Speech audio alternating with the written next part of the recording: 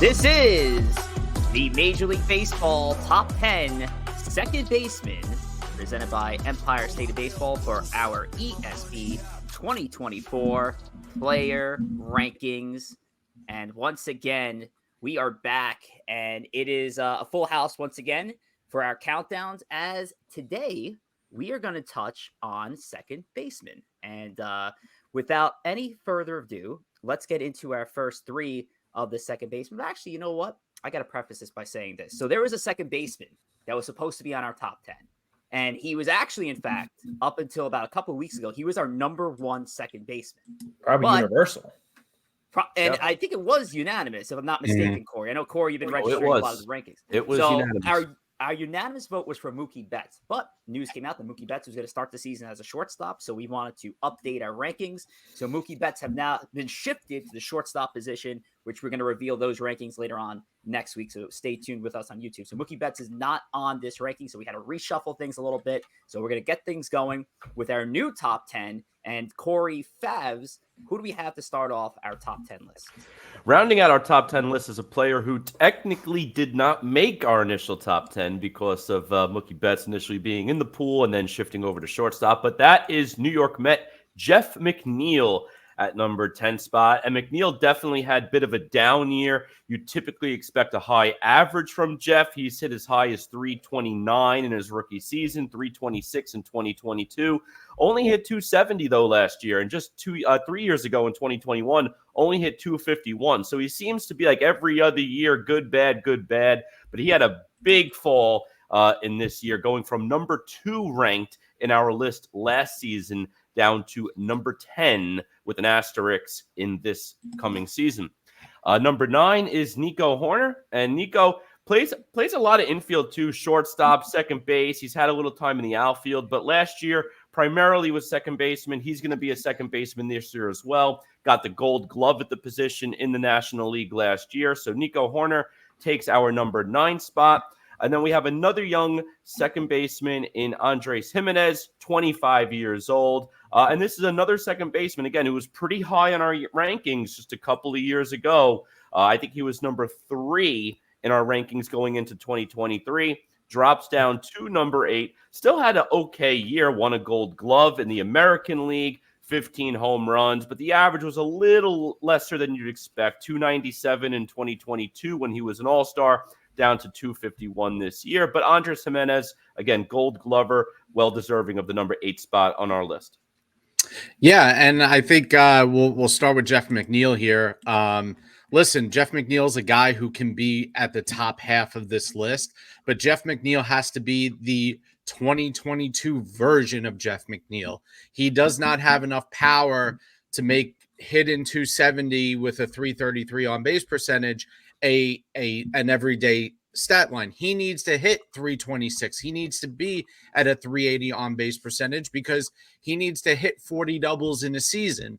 He's not going to hit more than 9 or 10 home runs. He's not going to sit there and pound the ball out of the ballpark.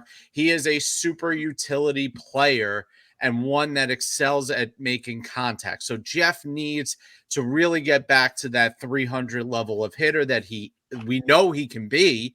He's been that most of his career, and is a guy that the Mets are going to move around. He's going to play mostly second base, but he can play left field. He can play right field. He can play third base. So Jeff is one of those guys where when he is at his best, he's moving around. He's hitting 300. He's being a linchpin at the top of the order, maybe in the 2 hole or maybe in the 5 hole. And the Mets need that version of McNeil. If that version of McNeil shows up this year, he can be a top 5 second baseman in the league.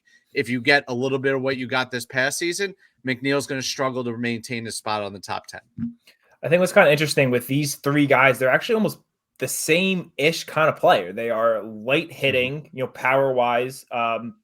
Sure. Guys who a little bit have utility roles, can have utility roles. Nico Hoerner, falling to that as well. Not a lot of power, could hit for, McNeil has the chance of hitting it for a higher average. But Nico Hoerner, as Corey said, won the Gold Glove in the NL. Kind of what you would think as your prototypical, at least maybe 20 years ago, your second baseman. Play good defense, get on base, maybe be a little pesky, hit a couple home runs. He's a good player. It seems like he is settled in the second base. And, he's someone who's younger and could see himself moving up on the list, although there's some heavy hitters to come. So it might be hard to crack the top 5 second baseman moving forward. And I'll touch a little bit on Andres Jimenez, another player on this 3 that has connections to the Mets. Obviously part of the big Francisco Lindor trade from a few years ago. And like Nico Horner, he is the Gold Glove Award winner in 2023 on the American League side of the house. So, and a back-to-back Gold Glover at that. And for Jimenez, a fine line for a second baseman who's primarily glove first, 15 homers, 251 batting average, 314 on base percentage. I think the Guardians can take that, especially for the fact that it just seems that offense is just driven by one player. So having that extra production from a guy like Jimenez is very helpful for that Guardians lineup as well. All right, Thomas, I know you have the next 3 that you want to touch on. So let's get into the 7-6-5 of our countdown. Yeah, so we'll jump into that, and this one I feel like also has a bit of a trend. It's guys who at some time came up as shortstops, and some more recently than others have moved on to play second base. The most recent one is our number 7 spot on the list is Xander Bogaerts, who's going to be moving to second base this year. Who Yankee fans are very familiar with a lot of his time in Boston. Last year, he was another solid player, a plus offensive player. He's a pretty solid defender. There's a lot of I feel like parity in this area of the list. Bogaerts easily could be 5, but he did fall down to 7 here. Number 6, again, Yankee fans will be familiar with him, Gleyber Torres, who has been in every Yankee. He's been in a lot of mock trades. I feel like Yankee fans either love him or hate him. But what you have to love about Gleyber is his bat. He is a plus offensive player. Defensively, he can be a bit of a question mark at times, but he is definitely a good offensive player going into a contract year, someone who we could see jump up our rankings when we do this list again next year. And then finally, we have Ketel Marte, a little bit more of a util guy, actually more kind of in the model of a Mookie Betts, who's not going to be on our list today. Plays some outfield, plays some shortstop, plays some second base. Had an absolute breakout year in 2019, where he was 4th in the MVP voting. Then had some injuries. 2020 is weird, a bunch of other stuff. Last year really did rebound, hit 25 home runs. Got a good offensive player. Not going to steal as many bags as maybe you would think he would. But again, another very good player, a versatile player, and someone who's going to be a big part of that Diamondbacks team if they want to try to return to the World Series again this year. Yeah, and the interesting thing with Xander Bogaerts, too, again, this is first time on the second base list. This is actually his first season ever playing second base at the major league level. When he first came up about 10, 11 years ago, played both shortstop and third base. But he hasn't played second base in the majors prior to this year. I don't think that'll be too much of a burden. He'll be fine at second base. I don't think that part's the issue. But the Padres just have a plethora of young shortstops and guys who could just play the position well. So Xander moving over to second base just makes sense. The only thing to call out, though, that's a lot of money being paid to a second baseman now. Because Bogaerts, remember, before the 2023 season, signed that really big contract with the Padres. So he's going to be earning $25 million to play second base through the 2033 season. So a lot of money, but a really good player. And like was mentioned before, he has a chance to crack the top 5 next year. And yes, I will touch on Gleyber Torres. And for Gleyber, I thought he came off his second best season of his career. At this stage. In his age 26 season, he hit 273, 25 homers, 68 RBIs, a little bit of a uptick in stolen bases, not by much really, but 13 stolen bases for him.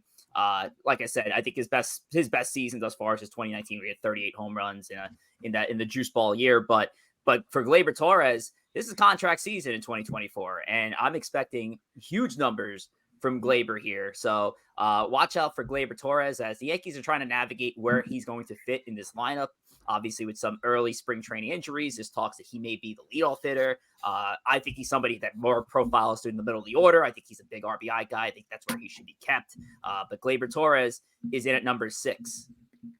Yeah, and number 5 is Ketel Marte of the Arizona Diamondbacks, who went to the World Series in large part because of the way Marte played. Had basically his second best season after the 2019 season, a little bit back to form after a few years of injury, like Tom touched on. 25 home runs, 82 RBIs, 276 average with 358 on base percentage. That you'll take that from your starting second baseman any day of the week. And, Marte is one of these guys. He can be one of those key bats in middle of that order, especially with such a young team in Arizona with guys like Carroll. He complements that team well. And the biggest thing with Marte is, can he stay healthy? Can he remain on the field and be that veteran leadership for the Arizona Diamondbacks? Last year was a great year. If he does that again, or even improves upon that back to where he was in 2019, he's going to be in the MVP conversation. He's going to be in the middle of the most impactful player talks for their team. So Ketel is a guy that can easily move up this list in the next few years if he continues what he did this past season. Well, we're going to move up the list to our 4-3-2 spot. This is a very good trio of second baseman. And we're going to touch on first 2 2023 All-Stars. One in Luis Larias, who, again, I think, you look at that trade between the Marlins and the Twins, and I mean, both these teams benefited substantially on either side of it. And Arias, again, a second-time All-Star, another Silver Slugger, another batting championship for him. He hit 354 last season. He was remembered to go – he was hitting 400 up until I think it was like late May. Like, he was crushing it. And Arias in at number 4. Ozzie Albies is our number 3 spot, who is a mainstay on this list and will be a mainstay for quite a while. Ozzie Albies finished 16th in the MVP voting in 2023 to 280, on base at 336, and OPS of 849. And then this player right here, Mr. Jose Altuve, Yankee fans' favorite player in Major League Baseball. But Altuve was our number 1 second baseman last year, so he's down a tick to the number 2 spot. And Jose Altuve, though not an all-star in 2023, still another great year for the 34-year-old out in Houston. 311 batting average, 17 home runs, 51 RBIs for Jose Altuve at our number 2 spot. Yeah, we'll listen. We'll start with Luis Arias here.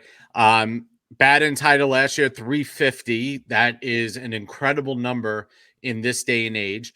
2 batting titles in a row, 1 in each league. I don't know if it's ever been done in back-to-back seasons in each league before. I'll have to check on that. But Arias, 10 home runs, 69 RBIs. The key with him is he plays multiple positions and he hits. And it doesn't matter whether it's a single or a double, he just hits. And he is the old school Rod Carew kind of bat, Tony Gwynn kind of bat, not to disrespect any of them. That's what he is. And he changed the Marlins offense from a pitiful offense to a somewhat mediocre offense, basically because he was on base constantly. 393 on base percentage, not hard when you're batting 354. So, Arias is basically the perfected version of Jeff McNeil and Nico Horner and Andres Jimenez. That's what those teams would like to see from their guys become like Arias.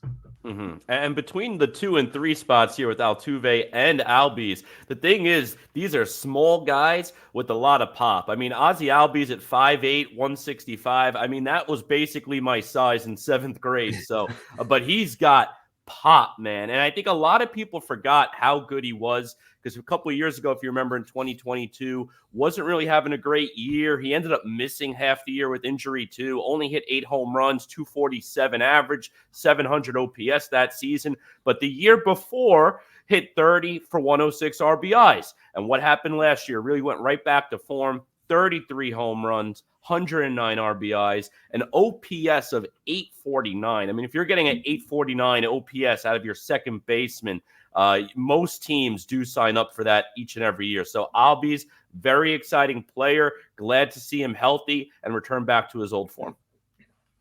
And although I don't like talking about this bad little man, I will highlight Jose Altuve here in our 2 spot again, formerly the number 1 second baseman, probably been who'd probably been the best second baseman in baseball for close to a decade, honestly. At this point, if you look back on his baseball reference, last year was a little bit of a step back for him, but that's saying a lot considering he had a 151 OPS plus coming from the second base position. But his power was down a little bit, batting average was up.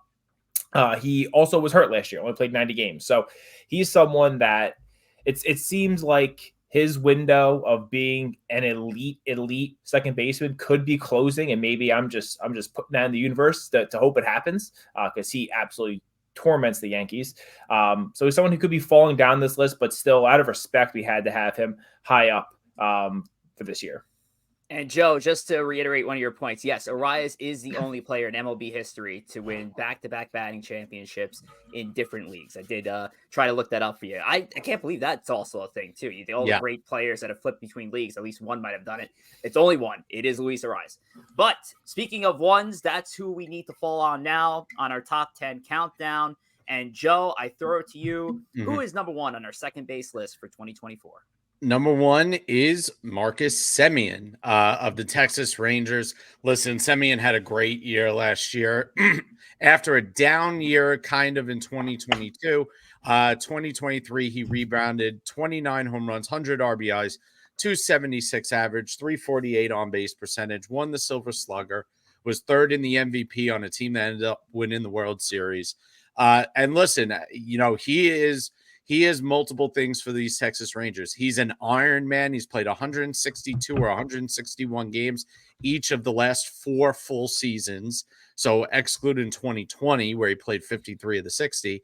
And he's pretty much been that kind of producer over the past 4 seasons. Last year was a down year. He had 226 home runs, 248, 304. But the year before, he had 45 and 102 in Toronto. And the last full season in 2019, he had 33 and 92 in Oakland. So this is our number 1. It just the perfect combination of power and an average at the second base position. Yeah, and I just want to touch, too, on, Joe, what you said about being an Iron Man, because it is rare these days that you see consistent 160-plus games played year after year. And again, excluding the COVID-shortened 2020 season, he's played over 161 games, 161 or 162 for 4 of those years. And then the one year he did in 2018, 159, really an Iron Man. Great, solid player. So you really love that reliability factor to go out there every day and perform.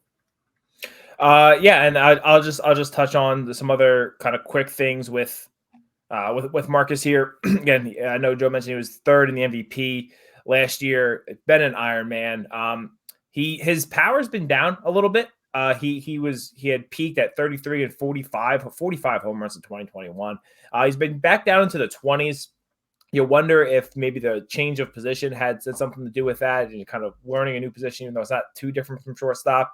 I think he's capable of definitely hitting 30 home runs still as part of possibly the best double play duo in baseball with him and Corey Seager. That is offensively and defensively, what a combo they have up the middle in Texas.